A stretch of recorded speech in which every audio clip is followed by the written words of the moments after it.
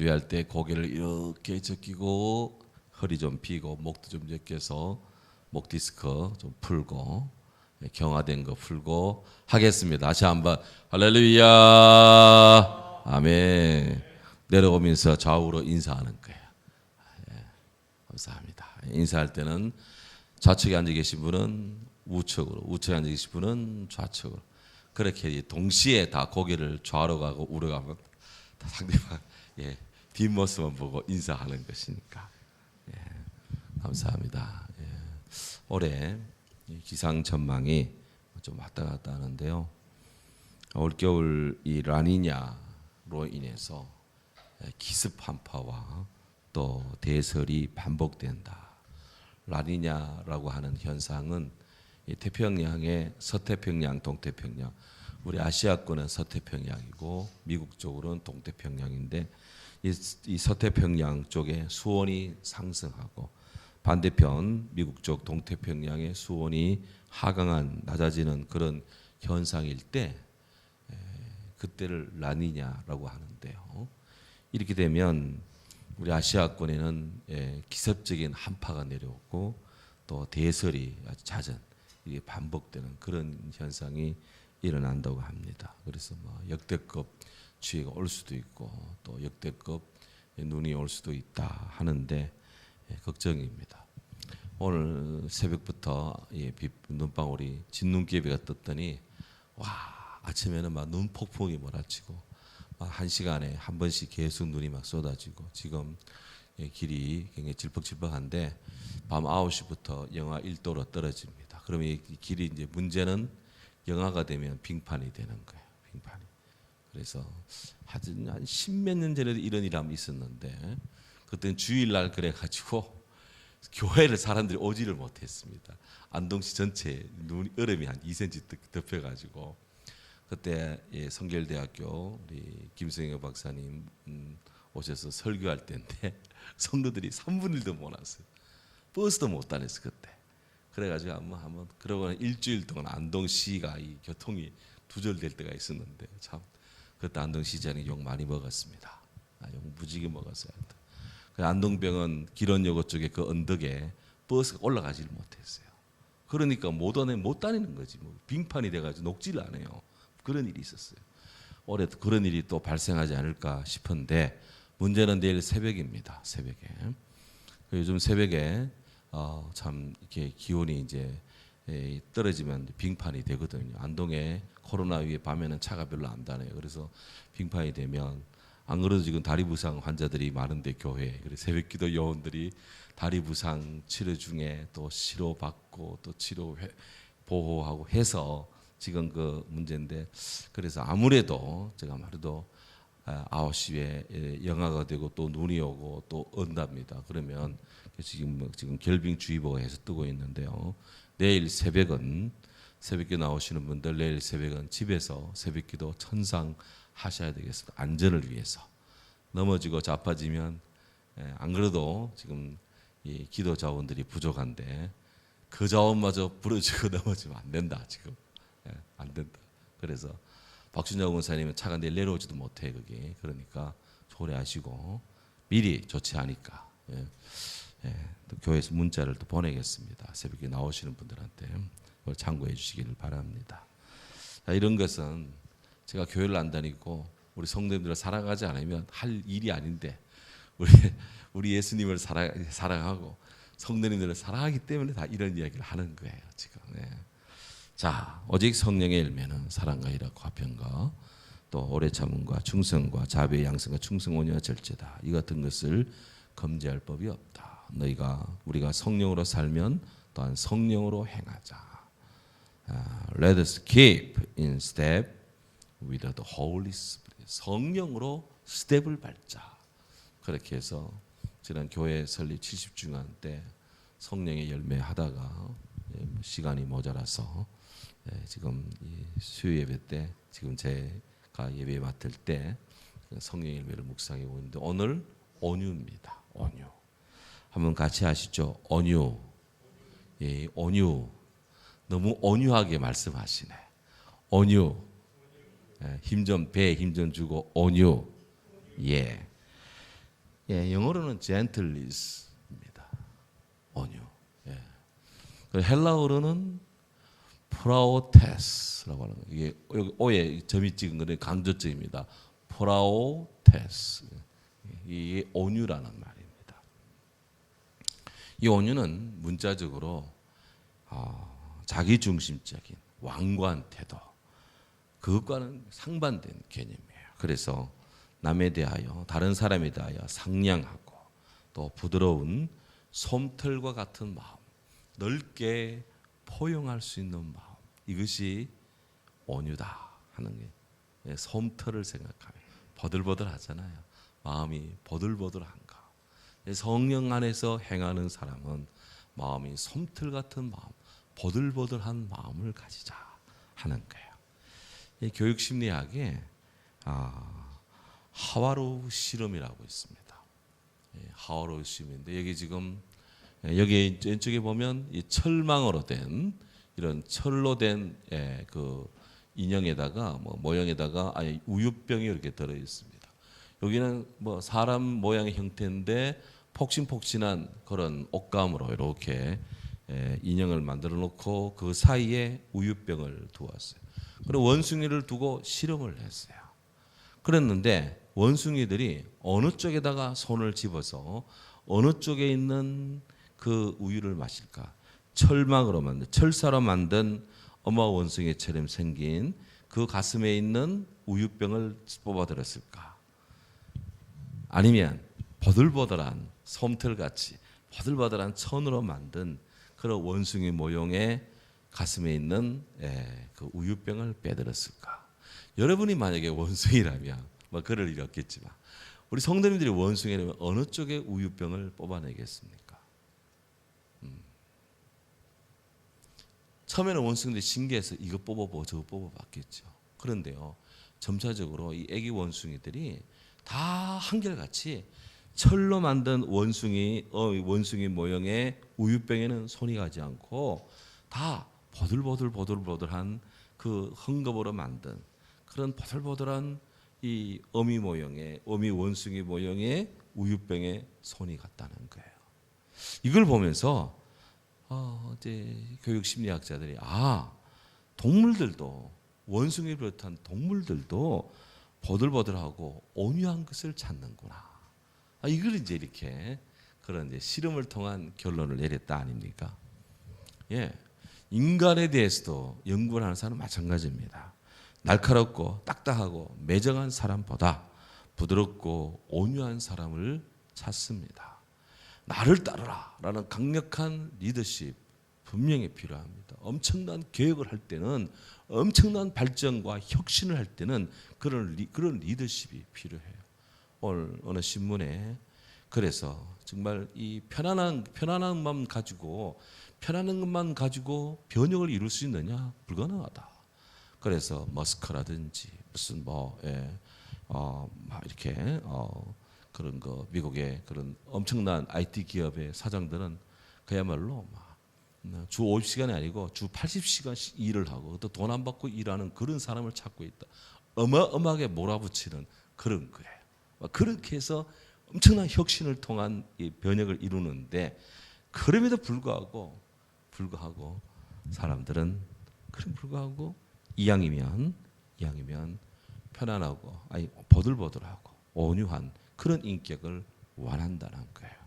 그래서 엄청난 사회 변혁을 일으킬 때는 강력한 리더십이 필요하고, 어느 정도 안정적 상태에서 조금씩이라도 변혁을 구사할 때는 뭔가 온유하고 따뜻한 리더십도 필요하다.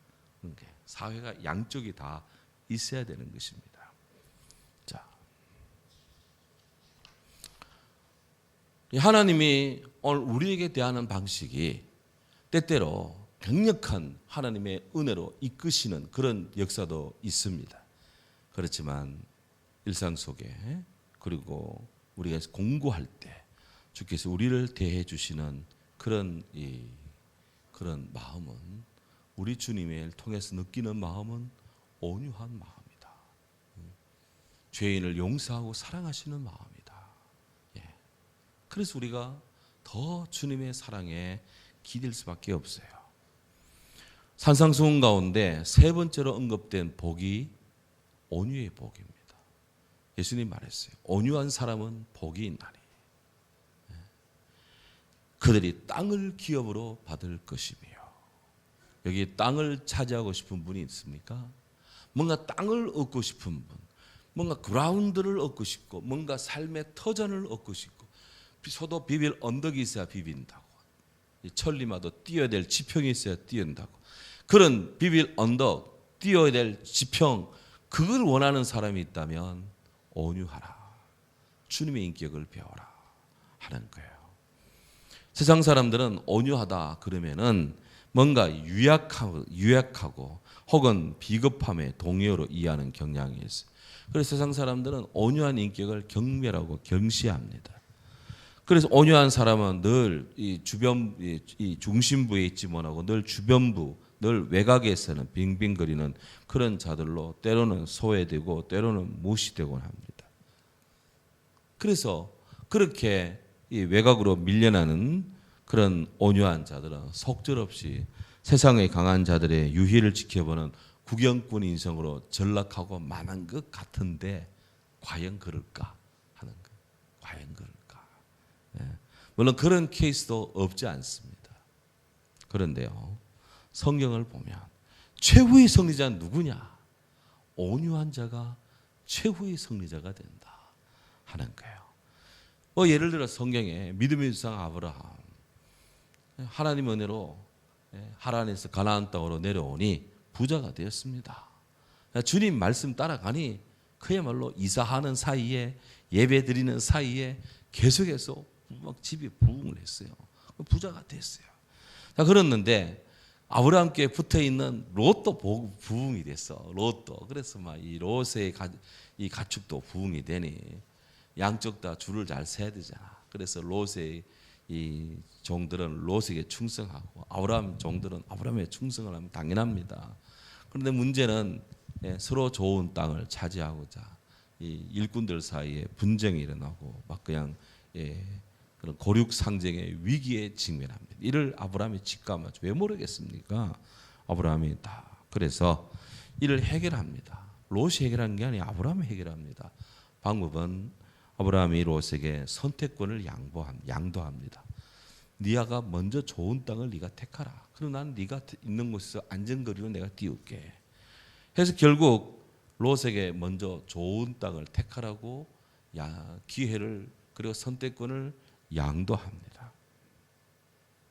기득권도 포기하죠. 누가 더 부자고 누가 더 양이 많겠습니까? 아브라함이 많죠. 그래도 불구하고 롯이 길을 쓰고 지 눈에 좋은 애굽 땅처럼 보이는 그런 곳을 요단더를 택했습니다.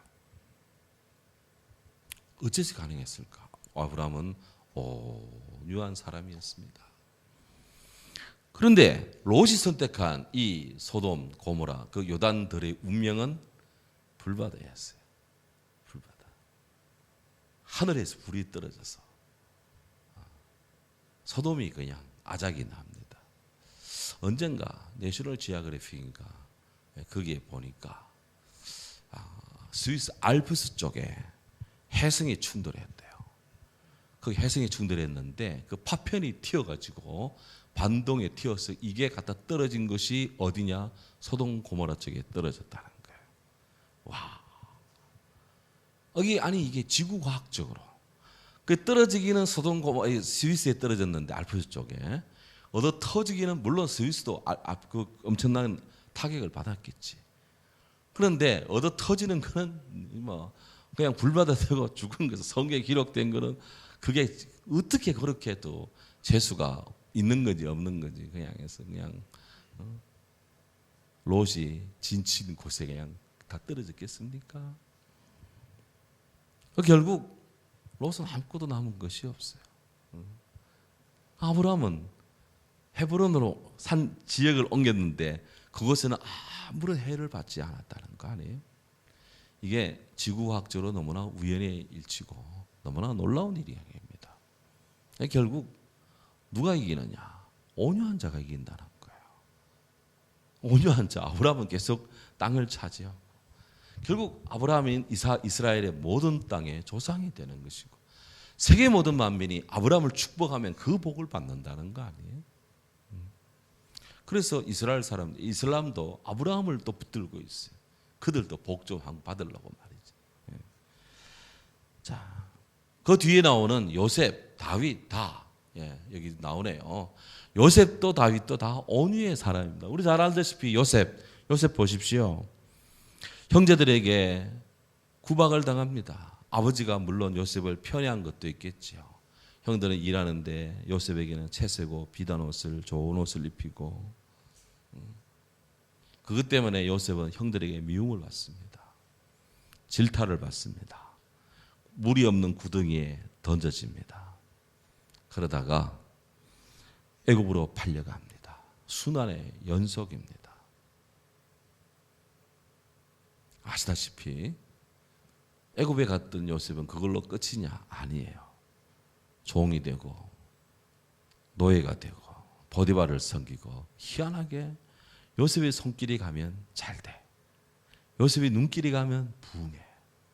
감옥에서도 누명을 쓰고 감옥에 갇혔지만 그곳에서도 요셉을 인하여서 간수위가 편안해지고 하여튼 뭐 죄수들도 뭐 아주 그냥 감옥이지만 또 뭐 살만한 곳이 되는 것이고 참 하나님의 사람이 있으면 뭔가에 개선이 되는 게 조금이라도 개선되고 있다면 그거는 분명히 하나님이 사랑하고 쓰시는 사람이에요. 분명히. 결국 그가 총리가 될 줄 누가 알았겠습니까? 왜 총리가 되었어요? 7년 풍년 속에 7년 흉년을 대비합니다. 비저너리죠. 비저너리. 그러다가 그가 어렸을 때 꾸었던 꿈, 해와 달 별들이 자기에게 와서 절하고 뱃집단들이 자기에게 절하고 하는 그 어릴 때의 꿈이 정말 이루어지는 놀라운 역사, 하나님의 쾌거를 봅니다. 흉년 때 야곱의 독촉을 받은 그 위로 10명의 형들이 요셉에게 와서 절하는 거 아니? 양식을 구하기 위해서. 그렇게 꿈이 이루어질 줄 요셉은 알았겠습니까? 요셉은 그 형들을 용서합니다. 자기를 판 형들을 용서합니다. 그리고 아버지 집안을 다 애굽으로 이주시키고 그가 책임지고 아버지와 그 모든 집안 형제들을 다 이렇게 보양을 합니다. 용서했죠? 큰 복을 받습니다. 요셉의 보호 아래 애굽 이스라엘 사람들은 야곱의 75명 가정은 한 400년 지나자 이루 말할 수 없는 한 200만 정도가 되는 장정만 60만이니 부녀자 아녀자 다 포함하면 한 200만 되는 인구로 늘어나는 거예요. 그 요셉을 어찌 잊겠습니까? 사사기에 보면 에브라임 지파가 많이 등장합니다. 에브라임 지파 이야기가 왜 그럴까? 요셉의 후예거든. 요셉의 후예. 요셉의 아들 중에 므낫셋이 있는데 므낫셋은 다른 지파는 다 한 땅덩어리만 얻는데 물론 므낫셋은 독자적인 이 힘을 발휘해서 북쪽 갈릴리 요단강 북쪽의 골란고원 쪽을 점령해서 요단강 동쪽의 반을 또 요단강 서쪽의 또 반을 이 므낫셋 반 지파가 땅덩어리 2개를 가지는 거예요. 이게 요셉의 후예가 그렇게 되는 겁니다. 요즘 새벽기도 때 한창 여호수아 보고 이제 이 사사기를 보고 있는데 초기 사사에 많은 사람들이 에브라임 지파에서 나옵니다. 요셉의 후예들이다 이거죠. 다윗은 어떻습니까? 다윗은 하나님의 뜻에 따라 사울 왕을 대신한 왕으로 피택을 받습니다. 하지만 여전히 실세인 사울 왕에게 핍박을 받습니다. 사울의 정적으로 지목을 당해서 그냥 창을 던지고 그냥 막 그렇게만 정신 발작을 일으킵니다. 또 그럼에도 불구하고 정신이 왔다 갔다 할 때는 다윗이 불러서 하프 치면 또 정신이 온전해지고 그러니 이게 참 완전히 순망치안같이 막 그런 존재에 있다가 결국 다윗은 사울에게 결정적으로 죽임을 당할 뻔했지만 그러나 다윗은 신하의 본분을 다해서 자기가 왕을 해치지 않습니다. 왕을 용서했고요. 결국 그렇게 다윗을 괴롭혔던 사울 왕은 아말렉과의 전쟁 속에 블레셋과의 전쟁 속에 칼에 죽습니다. 사람이 담대하지 않고 관대하지 않고 넓지 않고 사랑으로 포용하지 않고 온유하지 않고 그렇게 악독하고 그렇게 포악하면 반드시 끝이 비참해요. 악인치고 정상적인 죽음을 산 사람이 없어요. 다 비참합니다. 비참합니다. 하나님의 심판이 있기 때문에 그런 거예요. 무엇보다 우리 예수님이 온유 가운데 살았습니다. 온유한 자는 복이 있느니 저가 땅을 기업으로 받을 것이며, 그렇게 산상수훈에서 말씀하시던 예수님, 나는 마음이 온유하고 겸손하니 나의 멍에를 메고 내게 배우라, 그렇게 말씀했습니다. 예수님은 모든 만물을 심판할 권세를 가지신 분입니다. 하지만 불안당 같은 자들의 불법적인 재판을 받고 고난을 받고 죽음의 이르기까지 순환을 받습니다. 요즘 죄인 전성시대 악인들이 활개를 치고 있습니다. 그냥 어느 나라 누구는 그냥 대통령 되니까 그냥 검찰이 죄도 용서해주고 그런다는 거예요. 그러니까 또 어떤 나라는 또 자기도 그렇게 된다고 하는 사람들도 있어. 근데 끝에 가봐야 합니다. 다 끝에 가봐야. 세상에 심심할 날이 없어요. 그냥 하도 뉴스가 그런 것들이 많이 뜨니까. 그런데 알고 보면 우리 예수님이 그랬어요. 예수님이 그야말로 순환을 당합니다. 별것도 아닌 것들이 와가지고 예수님을 끌고 그냥 쇠사슬로 묶으려고 그러고 그냥 아무것도 아닌 것이 그냥 제주도 아닌 게 와가지고 예수님 편안하시냐고 키스하고 말이지. 그냥 아는 척하고 말이지. 저는 온갖 수욕을 다 당합니다. 군인들에게 침뱉음도 당하고 옷도 찢어 발리고 그냥 채찍도 맞고 그냥. 빌라도는 예수님이 죄 없는 줄 알지만 죄 있다고 해서 그냥 니들이 알아서 하라고 자기가 세실 때 물 씻고 손 씻고 물 씻기 손에 물 씻고 말이지. 그냥 나는 죄 없다 하고 말이지. 그냥 영구 없다 하는 것도 아니고 웃기지도 않아요. 우리 예수님 그런 순환을 다 받습니다. 하지만 그때 우리 예수님 말이 있었느냐? 한마디 말도 안 했어요. 몇 마디 외에는 빌라도한테 몇 마디 말 외에는 하지 않았습니다. 네가 왕이냐? 네가 말한 그대로다. 별 말 안 했어요. 억울하다느니 왜 때리냐느니 그냥 두고 보자느니. 우리 주님은 말씀하면 하늘의 12군단, 하늘의 천사의 12군단을 동원할 수 있는 힘이 있었습니다. 제가 생각할 때 하늘의 천사도 12군단인 12천사 군단이 로마의 1개 군단이 6,000명인데 하늘의 천사 6,000명 곱하기 12개 군단 천사 7만 2천 명이 대기하고 있어서 저는 믿습니다. 하지만 우리 주님은 이 잔을 내게서 옮겨주시되 내 뜻대로 마옵시고 아버지 뜻대로 가옵소서. 그렇게 해서 온갖 순환의 잔을 다 받습니다. 고난의 잔을 받는 우리 예수님, 고난의 주님, 고난의 잔에 동참하는 제자들, 그들이 힘이 없어서, 그들이 뭘 몰라서, 그들이 말할 줄을 몰라서, 그들이 뭔가 방어할 줄을 몰라서, 자기 항변을 할 줄을 몰라서 아닙니다. 알지 마. 당하는 겁니다. 십자가 순환은 당해야 되기 때문입니다. 태풍 당해야 조용해지는 것처럼 고난은 당하는 겁니다. 하나님 아버지의 뜻은 친히 나무에 달려 그 몸으로 우리 죄를 담당하시는 것이기 때문에 주님은 그 뜻을 이루기 위해서 당신은 아무것도 아닌 그렇게 당신을 죽음으로 하늘의 밀처럼 썩어집니다. 이것을 신학적인 용어로 케노시스, 자기 비움이라고 해요. 자기 비움. 온유는 뭐냐? 우리가 이 겸손한 마음, 예수님께서 배우는 온유, 그리스도 안에 있는 온유의 그 겸손함의 극치는 바로 여기에 있습니다. 그것은 자기를 낮추는 마음, 자기 비움, 자기 부인, 십자가, 케노시스, 바로 그것입니다. 그는 근본 하나님의 본체시나 동등함을 취할 것으로 여기지 않으시고 자기를 비워 종의 형체를 입고 죽기까지 복종하셨으니. 성탄절은 로고스 하나님이 아무것도 아닌 인간 육신으로 들어오는 하나님의 자기 비움이에요. 우리는 성탄절에 기쁘다 구주 오셨네 했지만 사실 성탄절은 나 같은 죄인 살리기 위해 하나님이 인간의 몸을 입고 와야 됐다는 것에 대해서 우리는 통회하며 울어야 됩니다.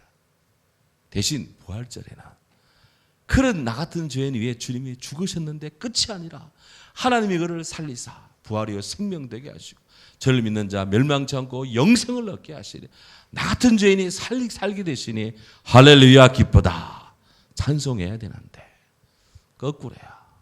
그냥 울어야 될 성탄절에는 기뻐 날뛰다가 막 기뻐 못 살고 정말 기뻐야 될 부활절에는 나 같은 죄인 그냥 하면서 그냥 계속 부활절도 우울하게 보내는 경우가 많은데 그거 좀 바꿔보려고 해도 정말 안 되더라고요. 정말 안 돼.